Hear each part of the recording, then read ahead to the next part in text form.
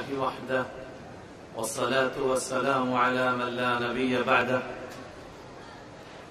أعوذ بالله من الشيطان الرجيم. بسم الله الرحمن الرحيم.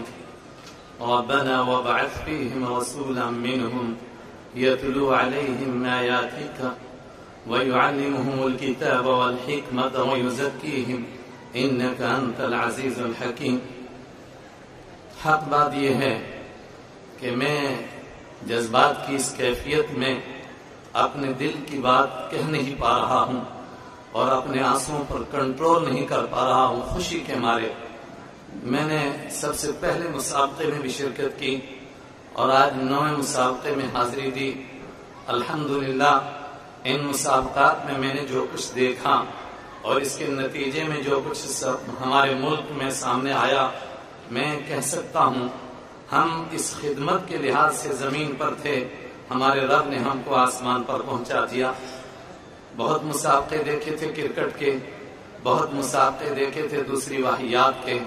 پروردگار کسی کو مرد از غیب می آید وقار می کند، کسی کو غیب کے خزانوں سے نکالتا ہے.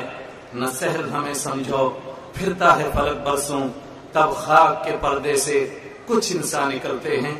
ان لوگوں میں سے ہمارے محترم حضرت مولانا غلام وستانوی صاحب ہیں. پروردگار نے ان کو یہ خدمت عطا فرمائی. میں بہت مختصر لفظوں میں عرض کرتا ہوں، قرآن پاک کسی بات کو اگر دہراتا ہے اس کا مطلب یہ ہے کہ اللہ کے نزدیک اس بات کی بہت اہمیت ہے.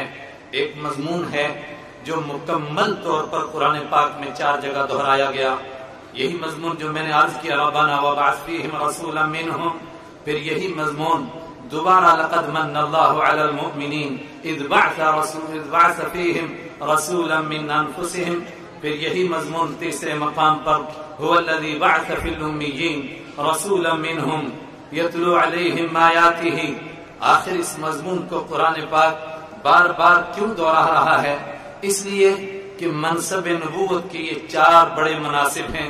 یہ وہ 4 کام ہیں جو میرے اور آپ کے آقا حضرت رحمت عالم صلی اللہ علیہ وسلم کرنے کے لیے اس دنیا میں تشریف لائے.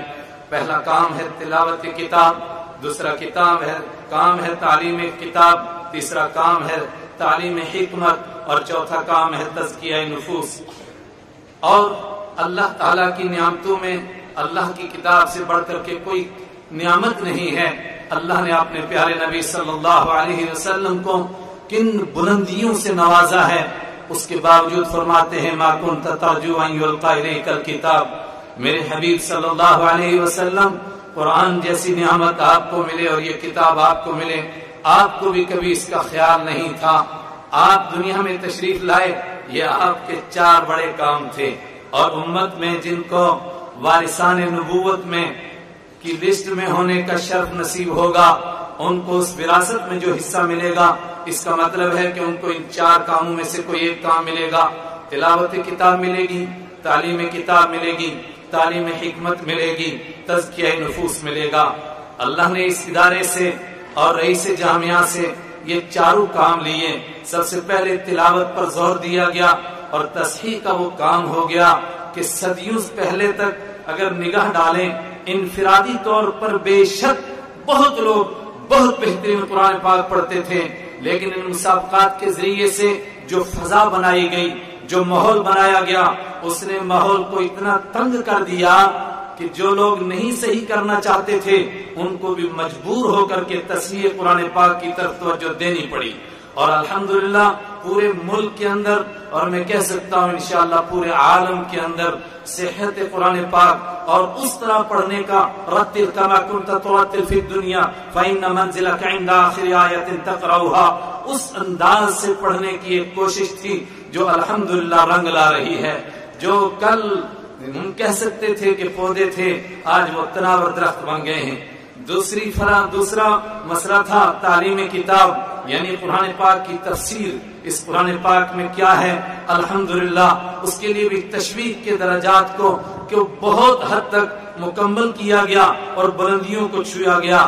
میں تیسری مرتبہ حکم کی حیثیت سے اس فرا میں بیٹھا. الحمدللہ مجھے اتنی خوشی ہوئی کہ ایک بڑا طبقہ تیار ہو رہا ہے جو قرآن پاک میں تدبر کا حق ادا کرے گا، جو قرآن پاک میں غور و فکر کرنے، اس کی غواصی کرنے اور اس کو عام کرنے اور امت کے اندر قرآن کو پہنچانے کا کام کرے گا۔ اس سے ایک فضا بنے گی۔ اور تیسرا کام تھا تعلیم حکمت، اس کے لیے حدیث کا جو مسابقہ ہے وہ اسی کی فرح ہے۔ اور مجھے کہنے دیجئے، ضرور وستانوی صاحب کا اس طرف بھی ذہن کیا ہوگا کہ چوتھا کام تزکیہ نفوس رہا، اس کا بھی کوئی مسابقہ کرا دیا جائے، لیکن بدقسمتی یہ ہے کہ اس کا جج یہاں کوئی نہیں بن سکتا۔ اس کا جج تو یوم تبلی السرائر، یوم التغابن، یوم الغاشیہ، یوم الحسرہ، خافضۃ الرافعہ، وہ اس دن فیصلہ ہوگا۔ اور ان تینوں کے نتیجے میں انشاءاللہ ثم انشاءاللہ وہ جو اصل مطلوب ہے وہ بھی حاصل ہوگا۔ میں صرف 2 درخواست کے ساتھ اپنی بات ختم کرتا ہوں۔ ایک تو یہ کہ حضرت سے اللہ نے یہ کام لیا ہے، یہ سعادت بزور بازو نیست کوئی دوسرا نہیں حاصل کر سکتا ہے، یہ اللہ نے آپ کی قسمت میں رکھی ہے۔ میری درخواست ہے کہ تفسیر کی صدا کو ذرا بلند کیا جائے۔ وہ دن آئیں کہ میں مرنے سے پہلے وہ دن دیکھوں کہ مکمل قرآن پاک کی تفسیر میں بھی ایک مسابقہ ہو رہا ہے۔ اسی طریقے سے حدیث کے اس مسابقے کو بھی ذرا وسعت دیجئے۔ میں ایک مختصر اپنا تجربہ عرض کرتا ہوں۔ ابھی صرف 1 مہینہ پہلے میں نے اپنے ادارے میں عرض کیا کہ جو آدمی حدیث کی ایک کتاب کو حفظ کرے گا میں اس کو اتنا انعام دوں گا۔ ہمارے اساتذہ میں بالکل نئے اور سب سے چھوٹے استاد 1 مہینے کے بعد کہنے لگے مسند امام احمد کا مجھے 1 جز پورا یاد ہو گیا ہے، آپ از اول تا آخر سن سکتے ہیں۔ اس کا مطلب ذرا نم ہو تو بڑی زرخیز ہے یہ مٹی ساقی۔ اس مٹی میں اللہ نے بہت کچھ صلاحیت رکھی ہے، کاش کہ کوئی نکھارنے والا آ جائے۔